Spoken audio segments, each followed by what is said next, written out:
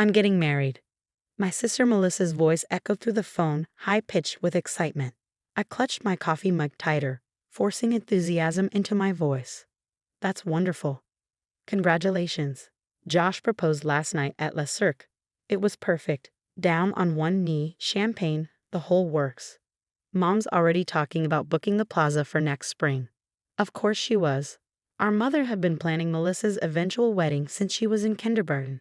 The fact that Josh Parker was the groom was just icing on the carefully selected, astronomically expensive cake.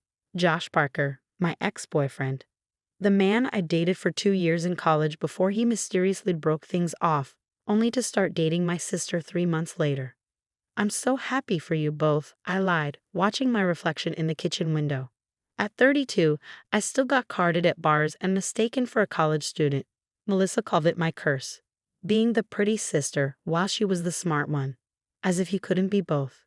So about the wedding, Melissa continued, her tone shifting slightly. I've been thinking about the bridal party. Here it comes, I thought. I just don't think it would be appropriate for you to be a bridesmaid, Sophie. Even though I'd expected it, the words still stung. Oh? It's just, you know how you are. How you affect things. Every time we go anywhere together, all eyes are on you. I can't have that at my wedding. This is my day. I thought about pointing out that I'd never tried to steal her spotlight, that I dressed conservatively, wore minimal makeup, and generally did everything possible to fade into the background at family events. But what was the point? This narrative had been set in stone since we were children. I understand, I said quietly. Don't be dramatic, Sophie. You can still come to the wedding, of course. Just not as part of the bridal party. And maybe wear something muted. Navy or brown would be good. I made non-committal noises until she hung up, then sat at my kitchen counter, staring at nothing.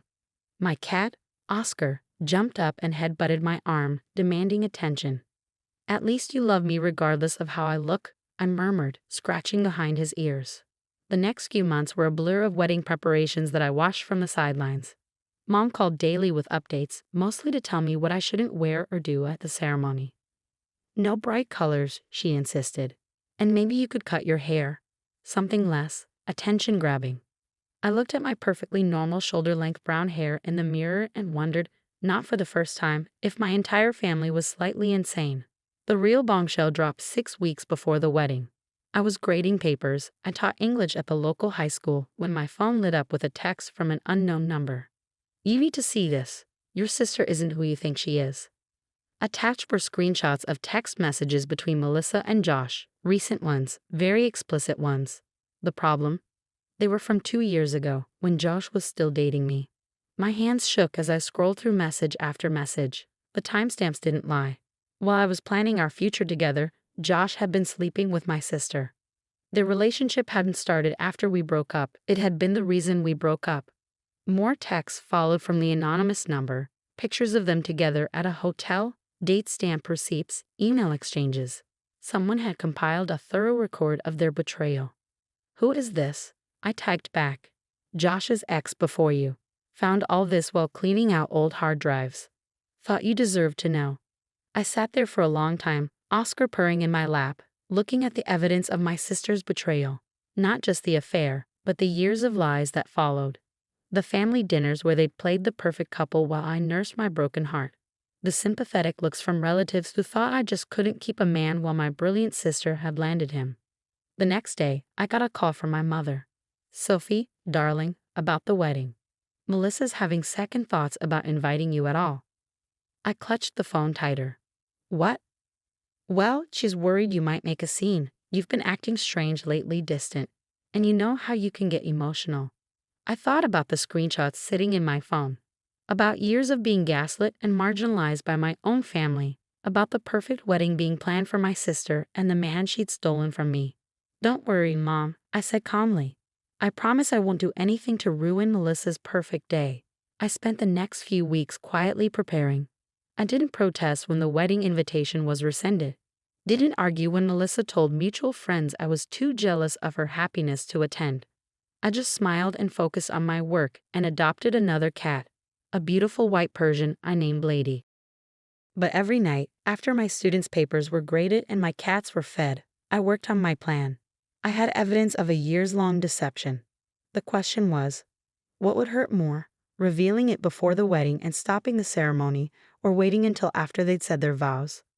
The answer came 3 days before the wedding, at what should have been the rehearsal dinner.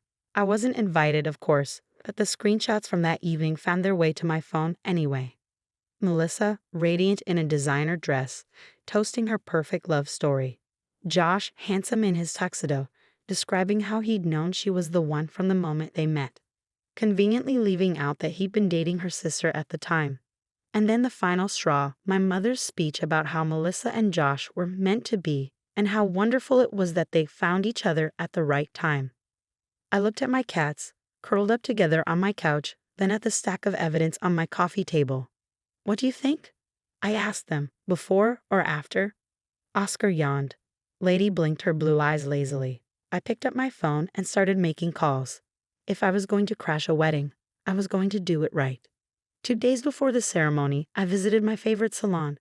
Not for a dowdy haircut as my mother had suggested, but for subtle highlights that made my brown hair shimmer gold in the light. I booked a spa day, had my nails done, and went shopping. The dress I chose wasn't navy or brown. It was a deep, rich burgundy that made my skin glow and my green eyes pop. Not white. I wasn't that tacky, but absolutely guaranteed to draw attention. You can't avoid photographs in this, the boutique owner warned me. I smiled, thinking of the photos and screenshots carefully organized on my iPad. That's rather the point. The morning of the wedding dawned clear and bright. I took extra care with my appearance. Elegant makeup that enhanced rather than concealed, hair styled in soft waves. The burgundy dress fitting perfectly. My hands should have been shaking as I drove to the plaza. My heart should have been racing as I walked through the lobby. Instead, I felt oddly calm.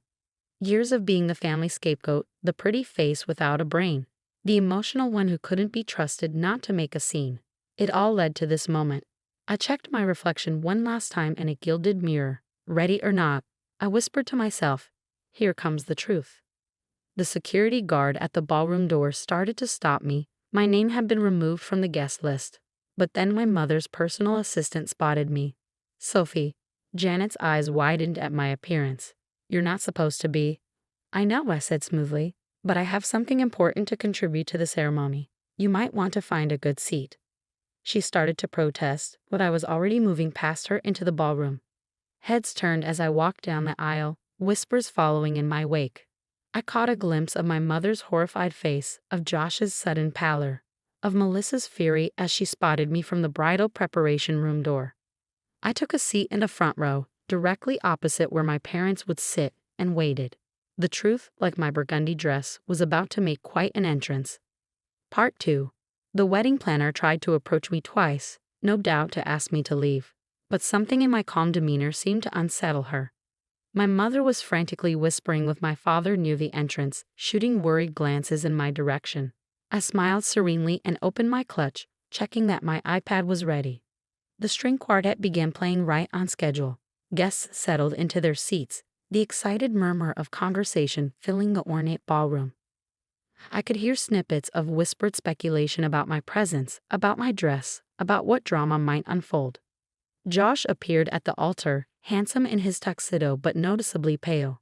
Our eyes met briefly, and I saw the flash of fear cross his face. He knew me well enough to know I wouldn't be here without a reason. The bridesmaids processed in wearing the pale pink dresses Melissa had chosen. I recognized most of them, college friends, cousins, and our youngest sister Amy, who'd been deemed plain enough to be included in the bridal party. Amy caught my eye as she passed, giving me a slight nod. She at least had always seen through Melissa's manipulations.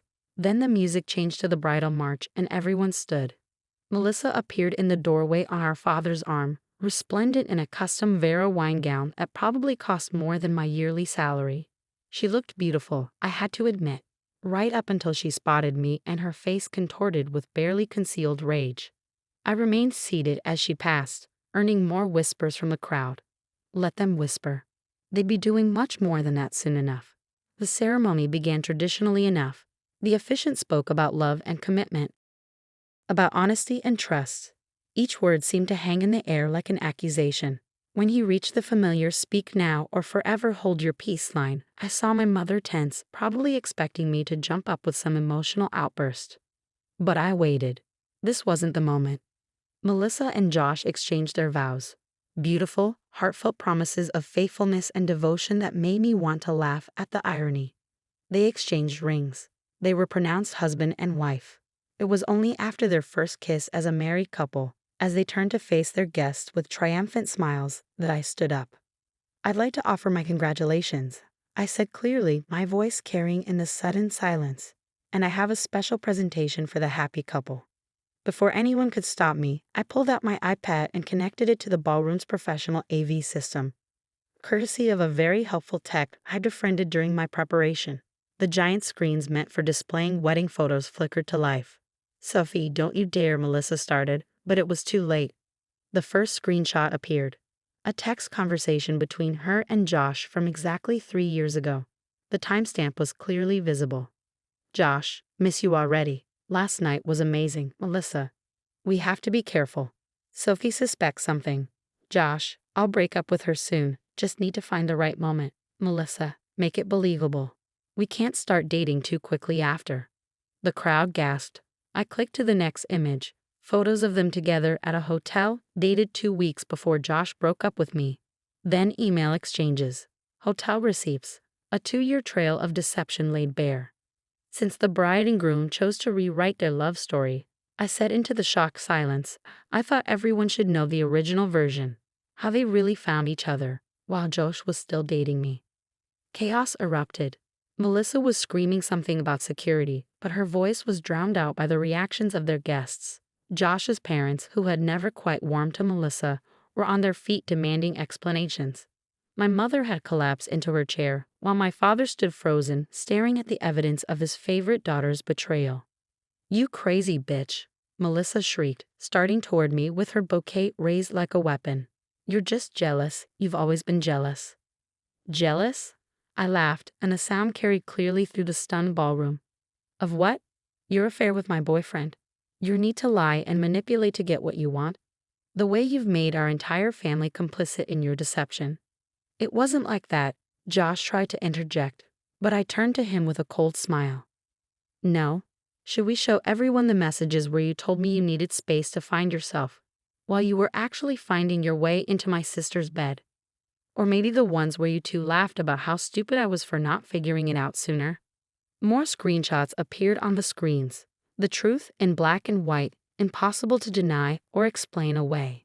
I spent years being told I'm too pretty, too emotional, too much of a threat to Melissa's happiness. I continued, addressing the shocked guests. "I've been excluded from family events, asked to make myself less noticeable, even uninvited from this wedding, all to protect her ego. Meanwhile, she and Josh have been living a lie, making me the fool in a perfect love story."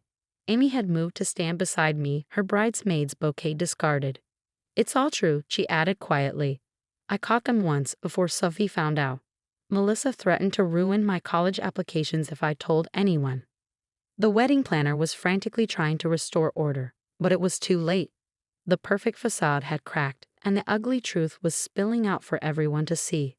Our mother finally found her voice. "Sophie, how could you? This was your sister's special day. How could I?" I turned to her, feeling years of suppressed anger rising. "How could you, Mom? You knew, didn't you? About the affair, about all of it. That's why you've spent years trying to minimize me, to make me less of a threat. It was never about me being too pretty. It was about protecting your perfect daughter's perfect lie." Her silence was all the confirmation the guests needed. Melissa had stopped screaming and was now crying dramatically, her expensive makeup running down her face. Josh stood awkwardly beside her, looking like he wanted to disappear. Their perfect wedding had transformed into a public exposure of their true characters, and there was no going back. I gathered my things calmly, enjoying the irony that I was the most composed person in the room. "I'll leave you to enjoy your reception," I said sweetly. "I'm sure you have a lot to discuss. Oh, and Josh, the next time you decide to cheat on someone, you might want to delete your evidence more carefully."